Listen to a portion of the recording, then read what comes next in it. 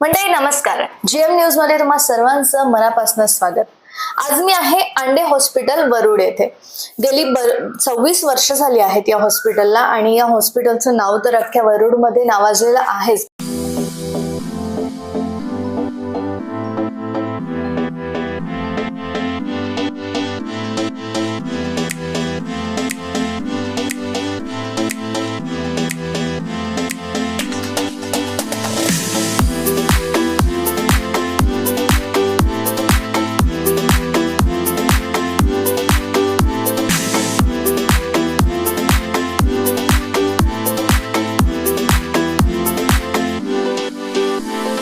जे संचालक आहेत डॉक्टर मनोहर आंडे सर यांच्याशी आज आपण संभाषण करणार आहोत.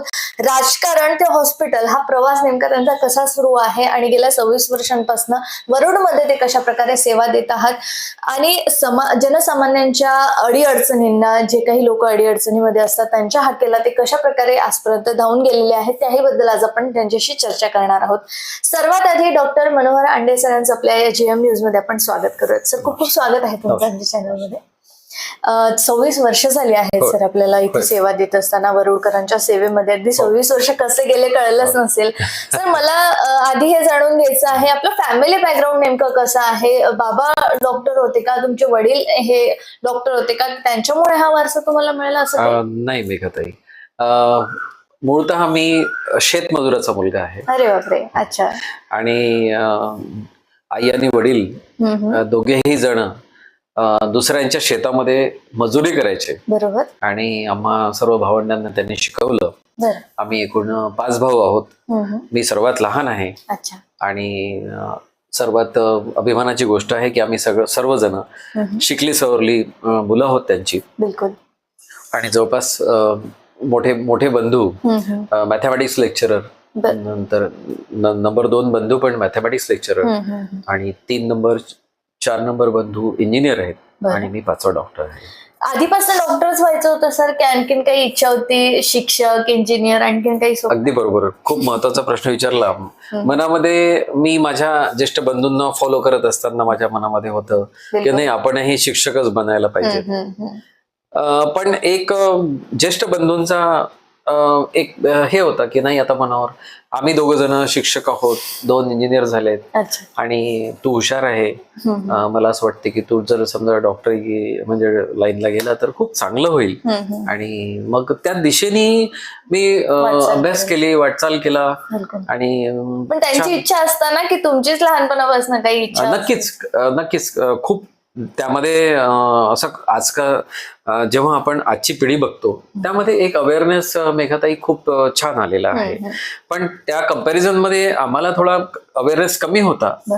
पण मला ते आवडत होतं. अच्छा. नक्कीच, म्हणजे मला सेवा करणं अगोदर पासूनही मी अत्यंत आम्ही झोपडीवजा घरात राहिल्यामुळं आणि त्या अशा घरामध्ये जन्म झाल्यामुळे नक्कीच गोरगरिबांच्या काय प्रॉब्लेम्स असतात, त्यांच्या घरामध्ये काय प्रॉब्लेम असतात हे नक्कीच नेहमी मला कळून चुकलेलं आहे. आणि त्या पोटीच मला असं वाटलं की नाही, आपण एक डॉक्टर म्हणजे खरोखर एक चांगलं प्रोफेशन आहे, नोबल प्रोफेशन आहे आणि यामध्ये आपण आपलं जीवन घडवावं. बिलकुल. आणि त्यासाठी सर्वात महत्वाचा वाटा आई वडील आणि माझ्या ज्येष्ठ बंधूंचा आहे. बिलकुल. तर एक लहानपणापासून जनसेवेची इच्छा होती किंवा अगदी गरीब लोकांमध्ये काय प्रॉब्लेम्स आहेत किंवा त्यांचे काय गरजा आहेत ते जाणून घेण्यामध्ये खरंच तुम्हाला रस होता आणि त्याच दिशेने तुम्ही वाटचाल केलेली. आणि आज बघता 26 वर्षांपासून आपण आंडे हॉस्पिटलमध्ये नित्यपणे सेवा देत आहात. सर, एक प्रश्न विचारायचा त्या म्हणजे आता आंडे हॉस्पिटलमध्ये काय काय ट्रीटमेंट केली जाते सर?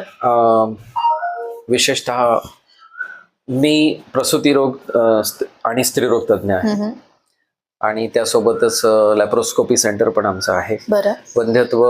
वंध्यत्वाचे पेशंट्स, त्याचे ट्रीटमेंट, त्याचा उपचार पण आम्ही इथे करतो. आणि गेल्या 26 वर्षापासून प्रसूतीशी संबंधित जे काही जोखीमभरी डिलिव्हरी असते आणि त्याचे ट्रीटमेंट आणि उपचार, अर्थातच त्याचं पूर्ण निवारण पण आपण इथे करतो. बर. त्यासोबतच caesarean delivery, okay. High risk pregnancy, त्यानंतर मग स्त्रीरोगाशी संबंधित ज्या काही गर्भाशयाचे आजार असतात त्याचे ऑपरेशन्स, बरं. आणि लॅप्रोस्कोपीद्वारे आपण कितीतरी डिफिकल्ट ऑपरेशन्स आपल्या हॉस्पिटलमध्ये इथे पार पडतो. बिलकुल. आणि सर्वात महत्वाची गोष्ट की अवैधपणे 26 वर्षापासून हे कार्य चालू सुरू आहे आहे. आणि ईश्वराने मला खरोखर ह्यामध्ये खूप यश दिलेलं आहे. बिलकुल. पण सर नेहमीच आपण डॉक्टरांना परमेश्वराचा दर्जा देत असतो आणि मला वाटतं तुमच्यासारखे डॉक्टर खरंच परमेश्वरापेक्षा काही कमी नाहीयेत. हो. तर आता 26 वर्षांपासून आपण ट्रीटमेंट करताय आणि तुम्ही जे सांगितलंय की महिलांचे जे काही ऑपरेशन्स असतात हो. तर ते सगळे ऑपरेशन्स मला वाटतं इथे होतात. जवळपास सर्वच आपण इथे सर्वच प्रकारचं करतो. आणि खूप आनंद आहे मला की आम्ही जे करतो त्यामध्ये आम्हाला खूप यश मिळते. आणि मेघाताई, एक सांगताना मला खूप आनंद होतो की कोणत्याही डॉक्टरनी जेव्हा ट्रीटमेंट करायची असते ना, तर ती ट्रीटमेंट फक्त डोकं वापरून न करता जर त्यांनी त्याचं हृदयाने डोकं वापरलं तर त्याचा एक जो वेगळा भावनिक टच असतो. म्हणजे पेशंट्सचे दुःख हे आपलं दुःख समजून जेव्हा आपण ट्रीट करतो आणि त्या लेवलला आपण ठेवतो, आपण पेशंट्सच्या लेवलला जर आपल्याला ठेवून पाहिलं की जर मला असा प्रॉब्लेम असता तर मी किती सफर झालो असतो, ते जेव्हा आपण विचार करतो ना, ती भावनिक विचार प्रत्येक डॉक्टरांच्या मनात असणं खूप महत्वाचं आहे. बरोबर. आणि ती भावना, आणि म्हणूनच कदाचित आपण जसं मी सांगितलेलं आहे की परमेश्वराचा दर्जा देतो, तर ती भावना मला वाटते अत्यंत महत्वाची आहे पेशंट आणि डॉक्टर मध्ये. पण आजकाल असं नाही वाटत का सर की पेशंट आणि डॉक्टरचं नातं हे कुठेतरी दुरावल्याच आलेलं आहे, किंवा बरेचसे असे काही पैशांना घेऊन पण त्याच्यामध्ये प्रॉब्लेम्स होतात, किंवा जसं पाहिजे तसं आधीच्या काळामध्ये जसं नातं होतं पेशंट आणि डॉक्टरचं तसं आता नाहीये? अगदी बरोबर. यामध्ये बरेच सारे याचे पैलू आहेत ताई. आणि पहिला पैलू तर महत्वाचा हा आहे की ज्या अँगलमधून आपण डॉक्टरला पाहतो, तर डॉक्टर हा काही परग्रहाहून आलेला प्रोफेशन वाला विद्यार्थी नाहीये. बिलकुल. तो तुमच्याच समाजामधून आलेला आहे, तुमच्याच घरातून आलेला आहे, आपल्यासारख्या व्यक्तीतून आलेला आहे. पण त्याच्याकडे पाहण्याचा जो दृष्टिकोन असतो, हा दृष्टिकोन आजकाल खूप वेगळा आणि व्यावसायिक झालेला आहे. मला वाटतं कोरोनापासून ते सगळं असं नाही ताई, या बदलत्या 26 वर्षाच्या काळामध्ये मी लोकांना खूप दोष देत नाही. कोणतीही गोष्ट ही बायलॅटरल असते. बिलकुल. आपण ट्रीटमेंट करताना मी मगाशीच सांगितलं की जो भावनिक मुद्दा जो असायला पाहिजे, तो भावनिक मुद्दा किती आणि प्रोफेशनल किती, याचा एक बॅलन्स आपल्याला ठेवायला. बरोबर. दिस बॅलन्स इज व्हेरी इम्पॉर्टंट. जेव्हा हा बॅलन्स लॉस्ट होतो आणि तुम्ही फक्त आणि फक्त पैशाचा विचार करता, तो मग पेशंट विचार करेल किंवा डॉक्टर जर पैशाचा विचार करत असेल तर ते पूर्ण चुकीचं होतं. आणि त्याला कुठेतरी तुम्हाला समोरच्यावर विश्वास ठेवावा लागतो. बरोबर. हा विश्वास कुठेतरी गमावल्यासारखा झालेला. बिलकुल. आणि सर आता आपण चर्चेला थोडंसं वेगळं वळण देऊया. आपलं एज्युकेशन जे झालेलं आहे, आपण जे प्रशिक्षण घेतलेलं आहे, ते मुळात कुठलं घेतलेलं आहे, मला त्याबद्दल माहिती हवी. 10वी पर्यंत तर जागृत विद्यालय वरुडलाच होतो. बरं. आणि आज ज्या शाळेमध्ये मी जिथून शिकलो आहे त्या संस्थेचा मी आज सेक्रेटरी आहे. क्या बात आहे. अच्छा, सचिव आहात तुम्ही त्या संस्थेचे. बरं. आणि त्याच्यानंतर सर मेडिकलचं शिक्षण, आणि त्यानंतर मग 11th-12th ब्रिलल बेनी सायन्स कॉलेज अमरावती, आणि 12th नंतर मग गव्हर्नमेंट मेडिकल कॉलेज नागपूर. आणि त्या काळामध्ये विदर्भामध्ये फक्त 2च कॉलेज होती, जीएमसी, आयजीएमसी, आणि just Panjabrao Deshmukh medical college अमरावतीचं चालू झालेलं होतं, पण ते प्रायव्हेट मेडिकल कॉलेज. अच्छा सर, आता तुम्ही जसं सांगितलंय की वंध्यत्वावरती आपला जास्त भर असतो, आणि मला असे रिझल्ट पण खूप छान तुमचे ऐकायला मिळालेले आहेत, लोकांचे फीडबॅक ऐकायला मिळालेले आहेत. सर, वंध्यत्व म्हणजे काय असतं नेमकं? तर ताई, वंध्यत्व म्हणजे लग्न झाल्यानंतर जर त्या जोडप्याला 1.5 वर्षानंतरही ते पती आणि पत्नी सोबत असून सुद्धा 1.5 वर्षानंतरही जर समजा बाळ होत नसेल नैसर्गिकरित्या, तर आपण त्याला वंध्यत्वाची अशी व्याख्या देतो. आणि आजकाल असं झालं आहे की आपली इंडियन सोसायटी आहे, आपल्या सगळ्यांनाच गडबड असते की नाही, बाळ लवकर व्हायला पाहिजे. म्हणून कधी कधी आजकाल 1 वर्षानंतरही आपण कन्सिडर करायला लागलो आहे. आता थोडे नॉर्म्स बदलले आहेत, पण त्याची व्याख्या 1.5 वर्षानंतर जर बाळ झालं नाही तर असंच आहे. बिलकुल सर. आता लेट मॅरेजेस पण होत आहेत आणि त्याच्यामुळे पण मला वाटतं खूप महत्वाचे तुम्ही जो प्रश्न म्हणजे हे वंध्यत्वाच्या कारणातलं सर्वात महत्वाचं कारण आहे. त्यातलं महत्वाचं कारण कारण स्त्रियांमध्ये, मुलींमध्ये असं असतं की एक प्रजनन क्षमता आणि स्त्रीबीज बनण्याची क्षमता ही सर्वात जास्त असते 21 to 121 इयर्स. आणि मग एक AMH हॉर्मोन आहे, अँटी मिलेरियन हॉर्मोन. हा अँटी मिलेरियन हॉर्मोन हा थोडा डिक्लाइन व्हायला लागतो, कमी व्हायला लागतो आणि 27व्या वर्षीपासून तो बऱ्यापैकी कमी व्हायला लागतो. पण आजकाल असं, आणि हा हॉर्मोनचं काम काय आहे? या हॉर्मोनचं काम हे आहे की स्त्री बीज बनणे आणि त्याला व्यवस्थित त्याची वाढ होणे, यासाठी हे हॉर्मोन आहे. पण हे हॉर्मोनच जेव्हा कमी व्हायला लागते तेव्हा स्त्री बीज बनण्याची क्षमता कमी होते आणि ती युजली 27च्या नंतर कमी व्हायला लागते. पण आजकाल असं आहे की लेट मॅरेजेस आणि सेटलमेंट होत नाही. मुलींचे शिक्षण पण बरीच वर्ष चालतात, कारण प्रत्येक जण आता तो समाज राहिला नाही की 18व्या वर्षी आणि 20व्या वर्षी लग्न करून देणार किंवा मुली पण करून घेणार. प्रत्येक जण प्रॉपर आपलं करिअर ओरिएंटेड आहेत आणि यामुळं मुलांनाही वेळ लागतो आणि मुलींनाही वेळ लागतो. मला वाटतं सर 30 किंवा 35% पुरुषामध्ये पण काही प्रॉब्लेम्स असतील त्याच्यामुळे. अगदी बरोबर. मी या मुद्द्यावर येतच आहे की हा एक late marriages that is which is called advance maternal age. Advance maternal age हा मोठा फॅक्टर आहे. At the same time boys मध्ये, मुलांमध्ये, पुरुषांमध्ये हा प्रॉब्लेम आहे की थोडे लेट मॅरेजेस होतात. या सोबत जबाबदाऱ्या, या सोबत सेटलमेंटचे प्रश्न, तोपर्यंत काही ना काही वय निघून जातं. आणि द इम्पॉर्टंट इज ज्या इरामध्ये, ज्या कंट्रीमध्ये आपण जगतो आहोत तिथे स्ट्रेसच खूप जास्त आहे. खरंच आहे सर. आणि सर्व्हायव्हल ऑफ फिटेस्ट, कॉम्पिटिशन, ह्यामध्ये आपलं कुठेतरी आपलं स्वतःचं स्वास्थ्य, त्यातल्या त्यात मानसिक स्वास्थ्य, आणि जेव्हा मानसिक स्वास्थ्य बिघडायला लागते तुमचे पूर्ण हॉर्मोन्स बिघडायला लागते. बरोबर. चेंज होऊन जातं. म्हणजे जे एक बॉडीची एक जे नॅचरल आपली सर्व वृद्धिंगत होणे आहे ते कुठेतरी त्यावर अफेक्ट व्हायला लागतो. आणि याचा अफेक्ट कारण आपल्या मानसिकतेचा आपल्या ब्रेनशी डायरेक्ट संबंध आहे. बरोबर. आणि आपल्या हॉर्मोन्सशी संबंध आहे.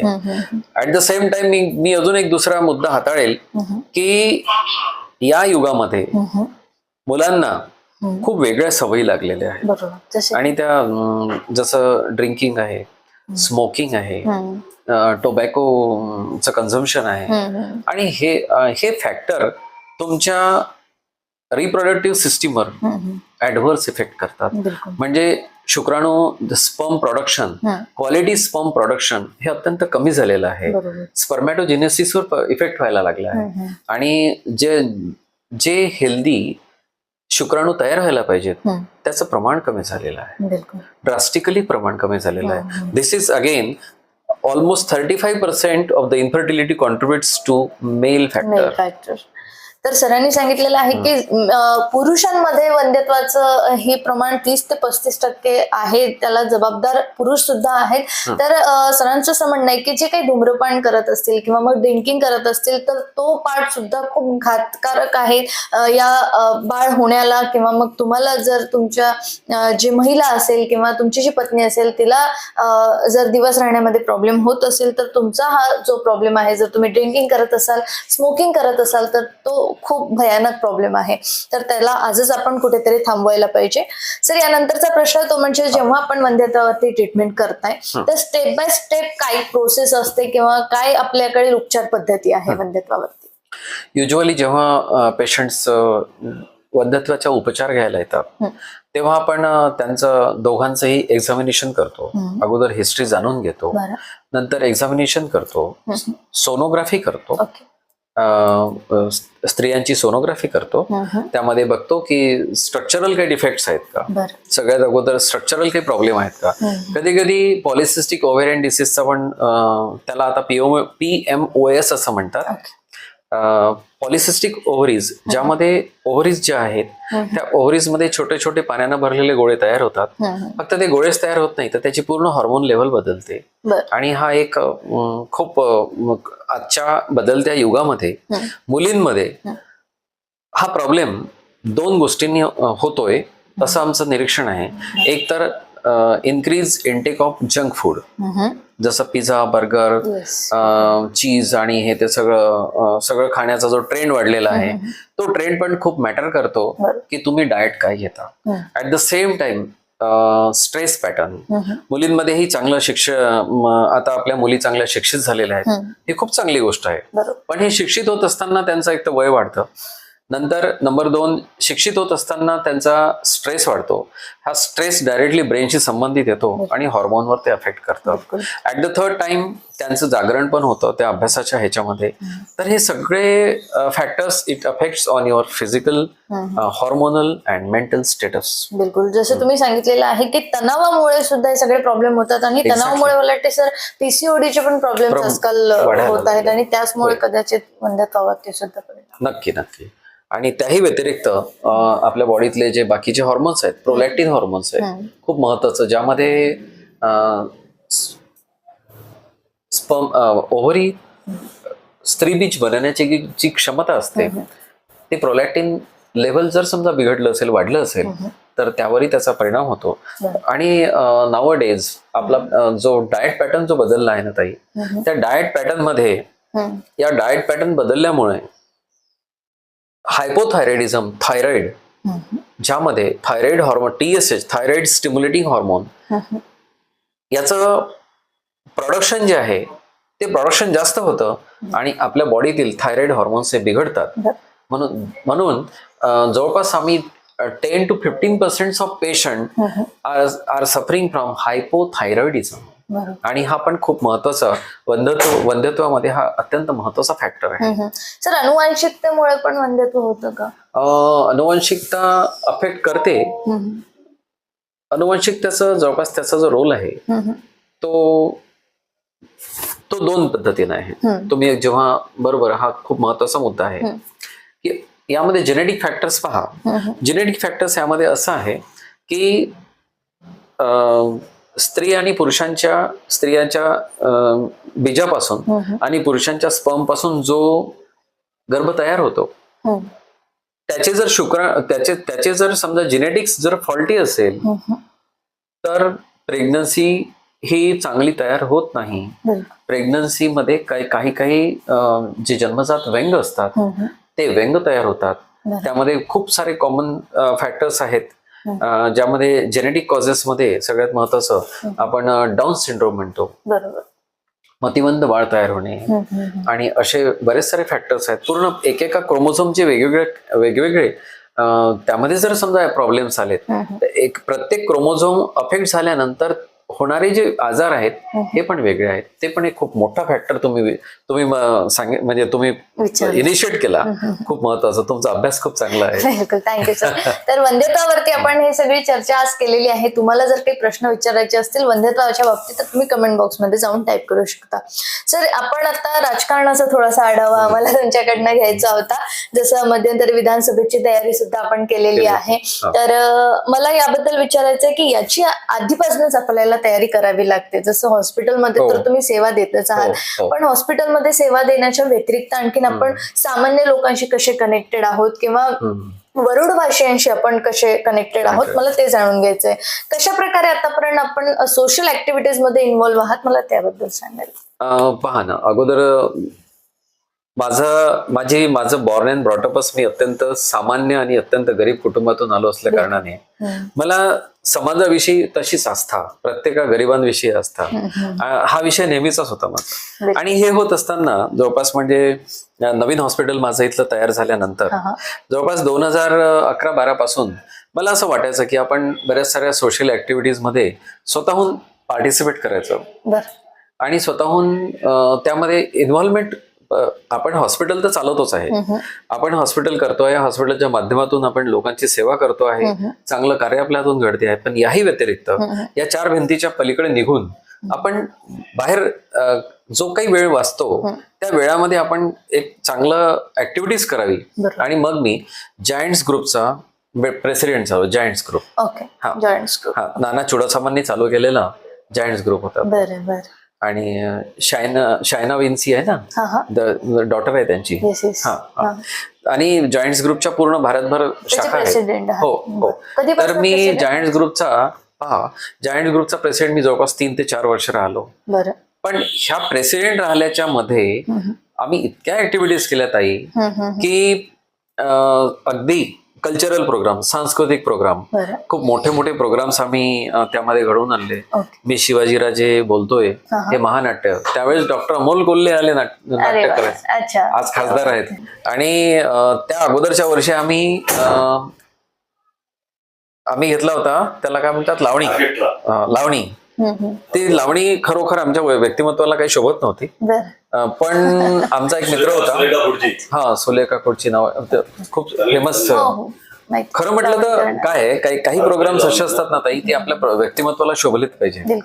पण आमच्या मित्रांनी सांगितलं, बरेच सारे मित्र होते त्यातले हाही एक महत्वाचा आहे. पण हे कधी फेवरमध्ये नव्हते लावणीच्या.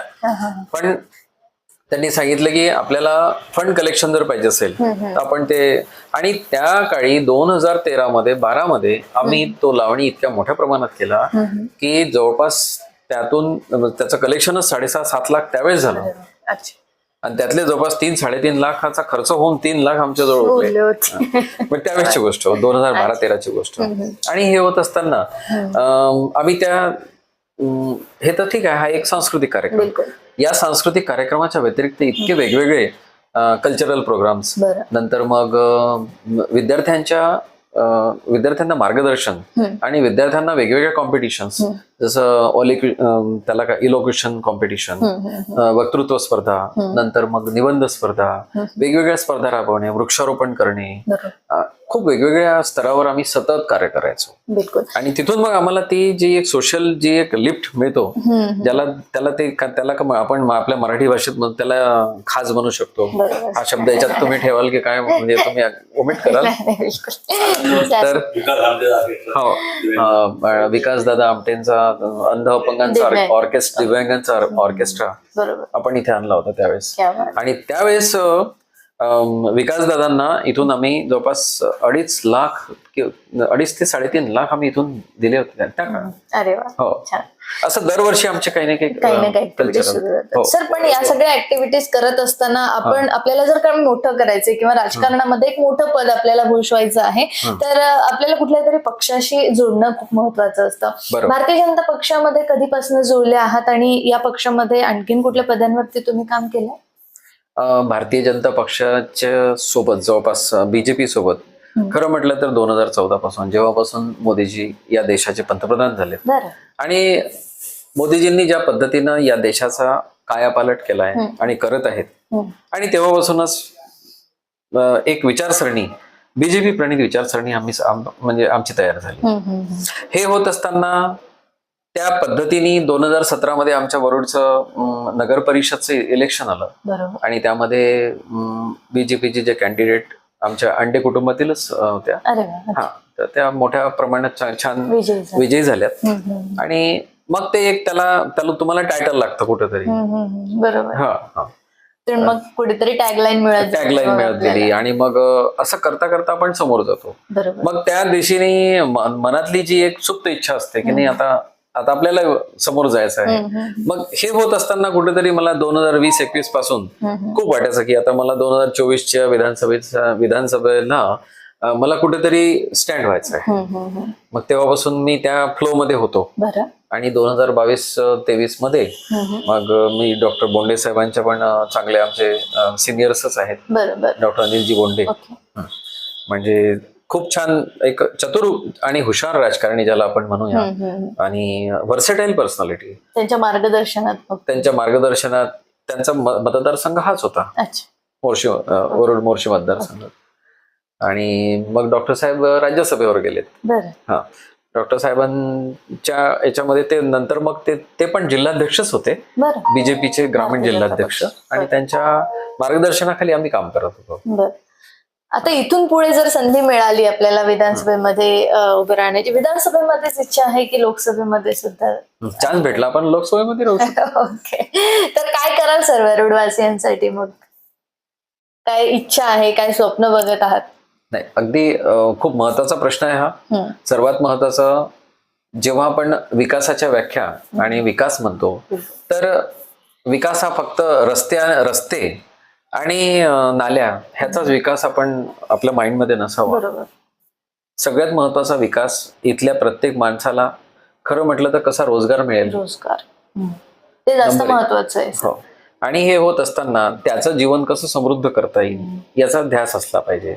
आणि त्याही पेक्षा महत्वाचं, मग हे सगळं कधी शक्य होईल, तर त्यांना तुम्ही चांगल्या विचारसरणीच्या इन्स्टिट्यूशन्स तयार करा. बरोबर. त्यांचं फाउंडेशनच असलं पाहिजे, हायर एज्युकेशन. आणि सर्वात महत्वाचं, आपल्या देशामध्ये इतकं मोठं मनुष्यबळ आहे, बिलकुल. हा युवकांचा देश आहे. इतका मोठा युवकांचा देश असून सुद्धा या देशामध्ये स्किल मॅनेजमेंट ज्याला म्हणतो आपण, कुठेतरी कमतरता, कौशल्य रोजगार, कौशल्य ज्याला स्किल्ड युवक पाहिजे, तो स्किल्ड युवक तयार होत नाहीये. बरोबर. आणि ही खूप खेदाची गोष्ट आहे की महाराष्ट्रामध्ये जर समजा माझ्या घरी जर समजा टाईल्स लावायची असेल, तर मजूर स्किल्ड युवक कुठून येतो? वेस्ट बेंगॉलचा येतो. बरोबर. किंवा उत्तर प्रदेशचा येतो. तो महाराष्ट्रातला युवक का नाही? अत्यंत कमी युवक आहेत की जे या स्किल्ड मॅनेजमेंट मध्ये जात आहेत. ही खेदाची गोष्ट आहे. आपल्याजवळ इतकं मोठं मनुष्यबळ आहे, ब्रेन आहे प्रत्येकाजवळ. मग या गोष्टीवर भर द्यायची खूप नितांत गरज आहे. त्यासाठी काही प्लॅनिंग केलंय का मग सर तुम्ही? त्यासाठी प्लॅनिंग म्हणजे असे इन्स्टिट्यूशन आपण लोकल लेवलला व्हायला पाहिजे, असं माझ्या माइंडमध्ये कुठेतरी आहे की ते स्किल मॅनेजमेंटवर आपले युवक तयार व्हायला पाहिजे. बिलकुल. आपल्या महाराष्ट्रातले किंवा जिथे जिथे असेल. म्हणजे समजा जर लोकल एक आपण अमरावती जिल्हा घेऊया, तर अमरावती जिल्ह्यात असे कमीत कमी 10 सेंटर तरी पाहिजेत जिथे आपण चांगलं असं स्किल यांना शिकवू शकू. आपल्याकडे इतकं सुंदर म्हणजे ज्याला आपण इतके सगळे स्किल्स आहेत. पीओपी करणारे आपल्या इथले उत्तर प्रदेश मधले जे आहेत, का आपले मुलं ते पीओपी करत नाही? किती मोठा रोजगार आहे, रोजगार आहे. आणि जर हे सगळं इथेच झालं, जसं तुम्ही म्हणताय की इन्स्टिट्यूट जर इथे तयार झाले, तर आपल्या देशातील मुलांना किंवा जे नवयुवक आहेत त्यांना बाहेर देशात जाऊन जॉब जायची गरजच पडणार नाही. अशी गोष्ट आहे ना. पहा ना, देशाची इतकं मोठा आपला देश जो भारत संस्कृतीने नटलेला देश, सर्वात प्राचीन संस्कृतीचा देश, रोमच्या नंतरचा सर्वात प्राचीन संस्कृतीचा देश, ज्या देशामधून आर्यभट्ट तयार झाले, त्या देशामध्ये आपल्याला अजूनही आता मोदीजींच्या मार्गदर्शनाखाली आणि योग्य पावलं उचलल्यामुळं आता कुठे आपण मेक इन इंडियाचा विचार करायला लागलोय. इतकी वर्ष झालीत, 75 वर्ष झालीत, देश स्वतंत्र झाला, पण रिसर्चच्या दृष्टीने आपला युवक आजही तयार नाही. आम्ही अभ्यास कोणता करतो? आम्हाला ब्रिटिशांनी शिकवलेला अभ्यास. आमची MBBS ची पुस्तकं कोणती आहेत? ब्रिटिशांची पुस्तकं आहेत. आम्ही एकही नवीन, मी जे समजा ट्रीटमेंट लिहितो, जे काही करतो, ते पूर्ण इंग्लिश ट्रीटमेंट म्हणजे ब्रिटिशांची ट्रीटमेंट आहे. त्यांचे पुस्तकं आजही आम्ही मागं पुस्तक पाहाल कोणतं, सगळे त्यांचेच पुस्तक आहेत आमच्याजवळ. आमचं स्वतःचं काय? आमचं स्वतःचं रिसर्च काय? तर रिसर्चवर जोर देण्याची गरज आहे. आणि नक्की आनंद होत आहे की जरी मधला 70 वर्षाचा काळ इतका चांगला गेला नसेल, तरी बऱ्यापैकी आम्हाला चांगल्या लेव्हलला आणणारे मोदीची नक्कीच आता या देशाचा नक्की विकास पालट करते. बिलकुल. खूप खूप धन्यवाद सर दिलेल्या सगळ्या सविस्तर माहितीसाठी. आणि विचारायला पण भरपूर काही होतं, बोलायला पण खूप काही आहे, पण वेळेअभावी ते शक्य नाही. तर तुर्तास खूप खूप धन्यवाद दिलेल्या सगळ्या माहितीसाठी आणि पुढील प्रवासासाठी आमच्या चॅनल कडून तुम्हाला भरभरून शुभेच्छा आहे. खूप खूप धन्यवाद सर दिलेल्या सगळ्या सविस्तर माहितीसाठी. तर हे होते माझ्यासोबत डॉक्टर मनोहर अंडे सर. आपण बघितलेलं आहे की त्यांचा राजकारणामधील प्रवास कसा आहे, पुढे त्यांना या दृष्टिकोनातून काय कामगिरी करायची आहे, वरुडवासियांसाठी काय करायचं आहे, काय समस्या सोडवायच्या आहेत आणि हो, वंध्यत्वाबद्दल आपण सुद्धा चर्चा केलेली आहे. तरी देखील जर या हॉस्पिटलपर्यंत पोहोचायचं आहे, डॉक्टर साहेबांपर्यंत जर पोहोचायचं असेल तर खाली दिलेला नंबर आहे आणि खाली ऍड्रेस सुद्धा मी मेन्शन केलेला आहे. तरी तुम्ही अंडे हॉस्पिटलपर्यंत पोहोचू शकता. तुर्तास मी नेहा तुम्हा सर्वांची रजा घेतेय. बघत रहा गजर महाराष्ट्राचा.